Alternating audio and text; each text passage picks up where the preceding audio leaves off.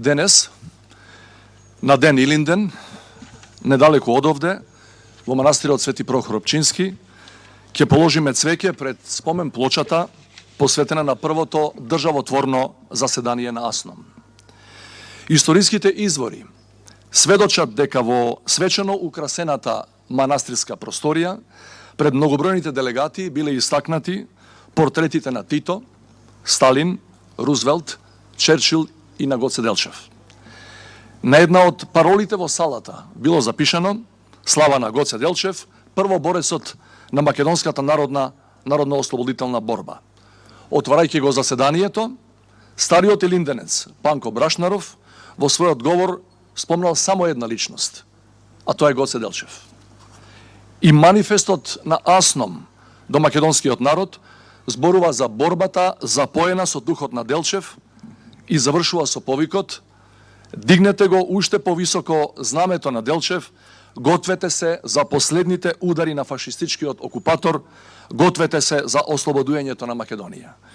Иако живеел само 31 година, а неговата револуционерна дејност траела помалку од деценија, тој успеал да му влее верба на народот дека само со сопствени сили и добро подготвено востание ќе може да се ослободи.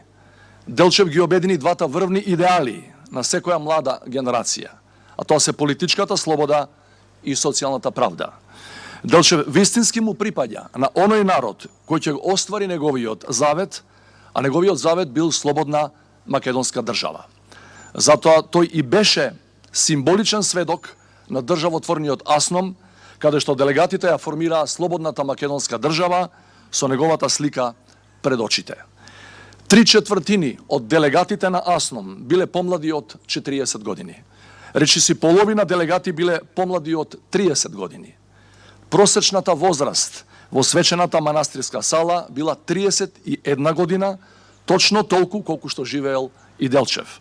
Нашите народни херои на почетокот на НОБ во 41-та биле со просечна возраст од само 21 година. Затоа и ветеранот Брашнаров и се обратил на младата македонска војска, а манифестот на АСНОМ им посветил цело поглавје на младите, велејќи дека низ борбата се создава поарна младинска еднина и дека на младите останува да ги спроведат решенијата на АСНОМ и да ја изградат слободна Македонија. Оваа врска меѓу младоста и борбеноста најдобро ја опиша големиот македонски поет Ацо Шопов, кој евоцирајќи спомени за своето учество во НОБ како 20 годишник, рече: "Борбата беше единствената можност да се најде смисла на животот. Единствен начин да се сочува младоста, поточно да се даде младост на младоста".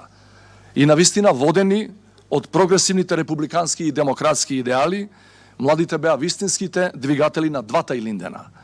Младите први се кренаа во борба против фашизмот и станаа најборбеното јадро на Народно-ослободителната војска. Крсте Мисирков на 29 години ја објави студијата за македонските работи, Кошо Рацјан ја напиша Бели мугли на 31 година, младите девојки Роса Плавева и Накије Бајрам во 1908 ги организираа првите демонстрации за рамноправност на жените. Самиот АСНОМ беше пред се заседание на младите. Во вистинска смисла на зборот, ние денес имаме слободна македонска држава благодарение на младата антифашистичка генерација. Драги сограѓани, сето ова потврдува дека младите се клучни за каква било општествена трансформација, од народни востанија и револуции па се до креирање политики и спроведување реформи. Во речиси секој подвиг кај нас, од борба за човекови права, преку солидарност кон ранливите, па се до еколошкиот активизам, се вклучени млади луѓе. Но за нивниот критичен глас да доведе до општествена промена, младите мораат да бидат и критична маса во општеството. Наместо тоа, денес младите се загрозено малцинство. Уделот на младите луѓе во вкупното население опадно 28% во 1970-та на само 16% во 2021-та. Ние за жал веќе ги достигнавме демографските проекции на Обединетите нации за 2030 година. Со сегашното темпо на иселување постои реална опасност многу брзо да ја достигнеме критичната демографска точка по која нема враќање. Доколку веднаш не му се застане на патот на овој опасен тренд и истиот не се успори со посветени политики и конкретна во пракса реализирана стратегија за младите, нас не очекува многу полоша иднина од онаа која во моментов ја антиципираме. Сите ја знаеме причината за овој екзодус.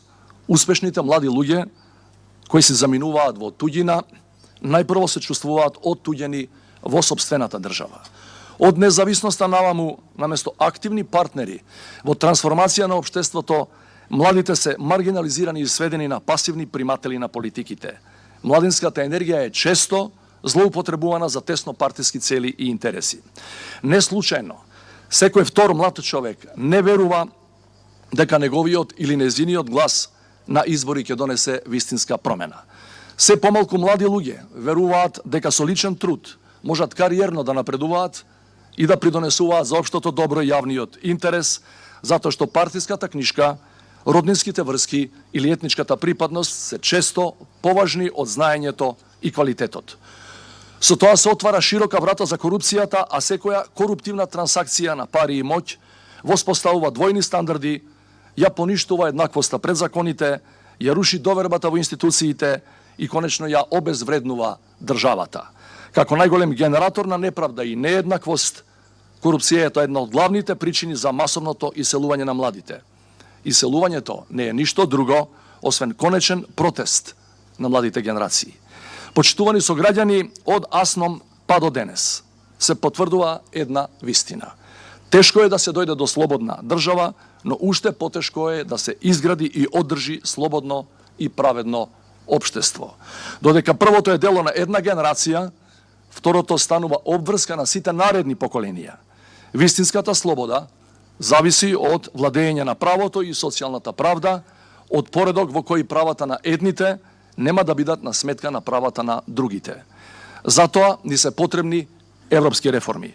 Најбрз и најсигурен начин за суштински реформи, без бирократски импровизации и партиски бизнис махинации, се преговорите за членство во Европската Унија. Европската интеграција е незаменлив катализатор за длабока трансформација на секоја општествена сфера. Интеграцијата ќе ни помогне да изградиме функционална правна држава со независен и ефикасен судски систем како предуслов за економски раст и одржлив развој. Преговорите ќе ни помогнат да ја направиме корупцијата помалку општествено прифатлива, а културата на неказнивост да ја замениме со култура на одговорност и личен морален интегритет. При тоа, треба да ни е јасно дека добра алтернатива за европските реформи не постои. Надворешните пречки не смеат да бидат алиби за забавување на реформите. Напротив, мора да го мобилизираме секој сегмент од општеството во искоренување на корупцијата, непотизмот и криминалот. Уште поважно, токму европските реформи ќе ни помогнат да го оствариме нашиот витален национален интерес, а тоа е да ги мотивираме младите да останат во државата и да се вклучат во изградбата на Европска Македонија. Затоа без одлагање да ги надминеме разликите, да се сплотиме околу итно почнување на преговорите, во спротивно ќе го изгубиме виталниот дел од општеството. На што ќе бидат сведени нашите животи без убавината, идеализмот, спонтаноста и енергијата на младите? Како ќе се постигне општествена мобилизација околу важните прашања, без ентузијазмот, храброста и активизмот на младите? Кој ќе изразува револт против општествените социјалните неправди?